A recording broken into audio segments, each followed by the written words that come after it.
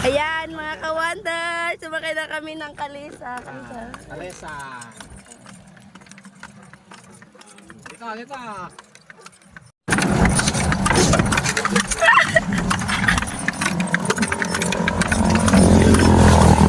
Ay, wow! Kami ng kalesa. Si Wonder Cutting yung gusto sumakay sa kalesa. Ito pala yung service sa amin. Pag pupunta ka ng bayan, o kaya pwede rin naman tricycle, pero mas enjoy pag kalesa, sulit yung bayan. Magkano pa masaya, kuya? Ang isa? 20 daw ang isa. Oh, 20 ang isa, oh. Mamaya, abutan natin si Chef. Kulang yung sabi.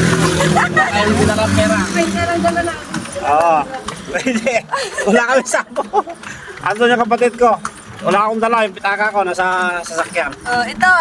Di talaga to. Kung Okay. saan kami, doon to. Ito ko. Yan, si Bagbag. Alam mo, kalesa, oh. Oo. Diba? Kalesa. Ting may isa. Kakaiba yung ano nila dito, bukid. Yung bukid nila yan, Ah. patag. Yan pala yung palayan namin, oh. Ayan, oh. Oh. Sa amin, bato. Yun ang palay namin, yun. Kakaiba yung Palayan. namin bukid, ano. Dito sa inyo, ano ito. Yung bukid, patag.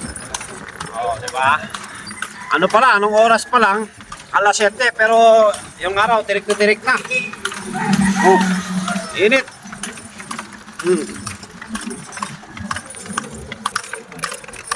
Turuan mo pala to, kuya. Ah, Turuan mo pala to pag ano. turuan mo. Tapos kalesa yan, turuan niya. Hindi mo pa Akala ko ano na diretso ng ganito, hindi rin pala. Hindi ah. Para din palang nag-aaral daw muna yung ano. Pag 3 years old, 2 years old yung kabayo, oh, yun, turuan mo na. Kasi kapag malaki yung kabayo, nahirap turuan yung malaki.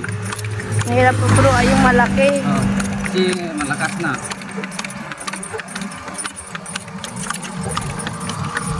Because